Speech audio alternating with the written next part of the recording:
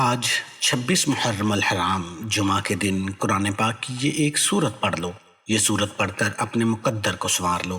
آج جمعہ کا دن ہے، آج تقدیر کے فیصلے ہو جائیں گے۔ یہ موقع سال میں ایک بار ملتا ہے، اس موقع کو ضائع مت کرنا۔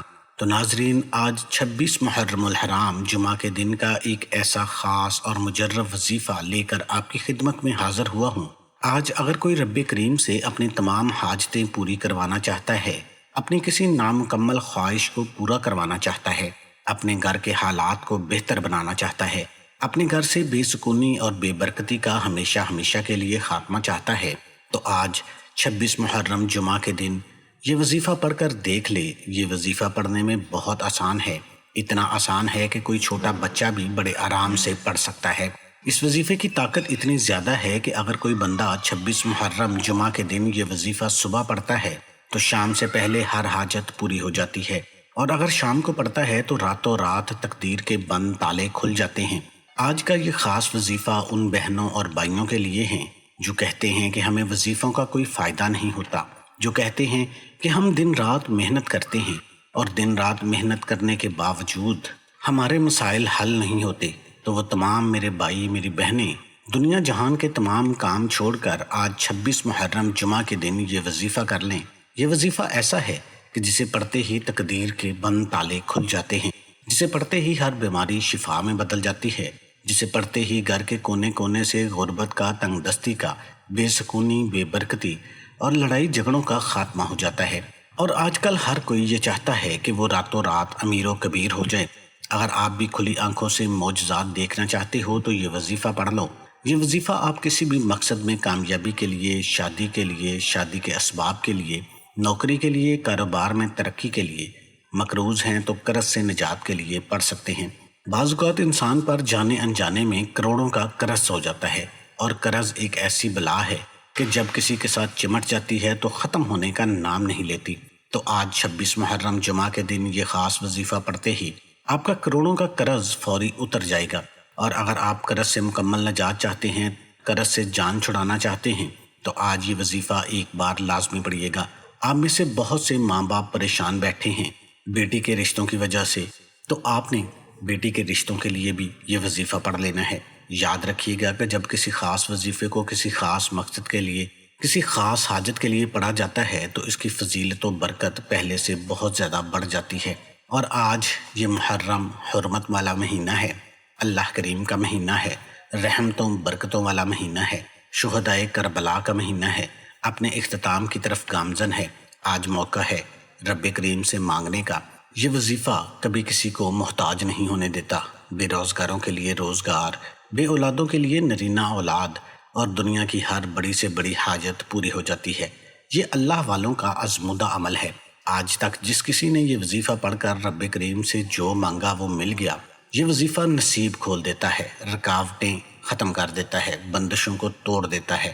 تو آج 26 محرم جمعہ کے دن یہ وظیفہ پڑھتے ہی جو مانگو گے آپ کو مل جائے گا۔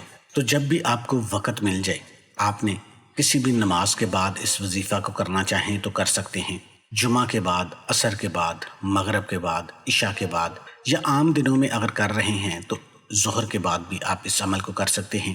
تو آج آپ نے باوضو مصلی پر بیٹھ کر سب سے پہلے نبی کریم صلی اللہ علیہ وآلہ وسلم کی ذات اقدس پر درود شریف کا ہدیہ پیش کرنا ہے۔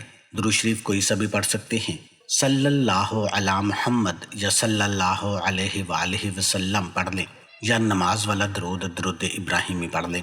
کوشش کیا کریں کہ درود ابراہیمی پڑھا کریں، اس کی فضیلت زیادہ ہے۔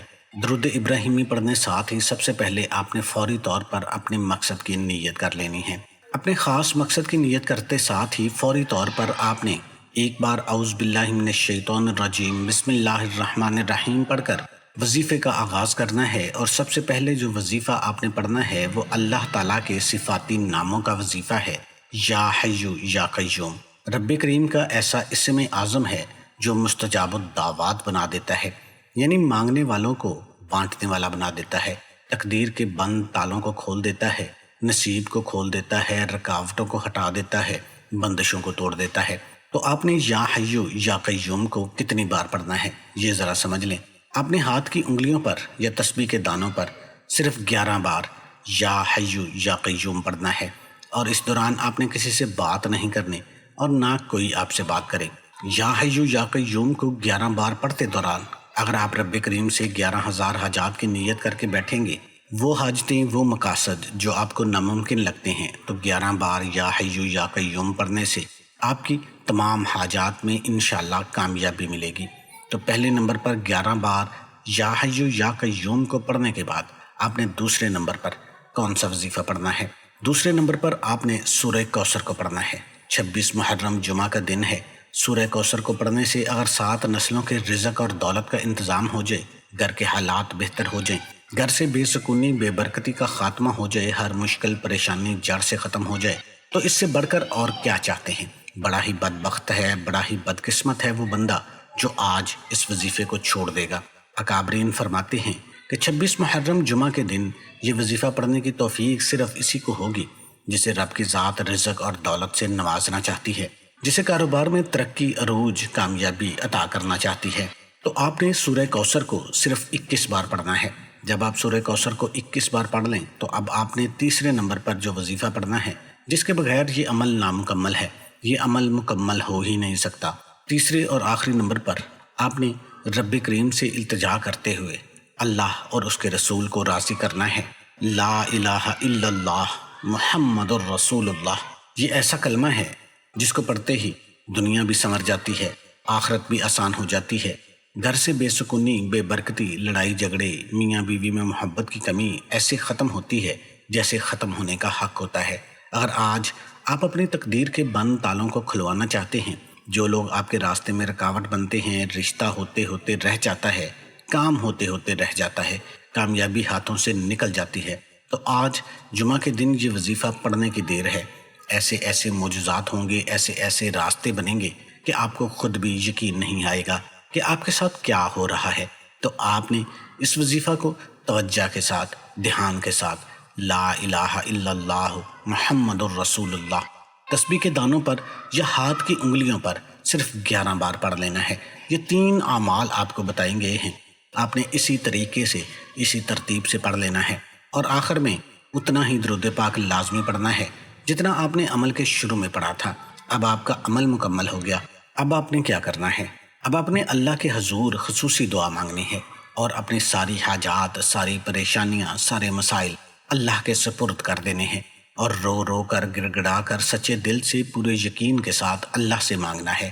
انشاءاللہ اس وظیفہ کی برکت سے، اس دن کی برکت سے، اس خاص مہینہ کی برکت سے اللہ پاک آپ کو خالی ہاتھ نہیں لوٹائے گا۔ دعا ہے کہ رب کریم میرا سنانا اور آپ کا سننا اپنی بارگاہ الہی میں قبول اور منظور فرمائے۔ آمین ثم آمین۔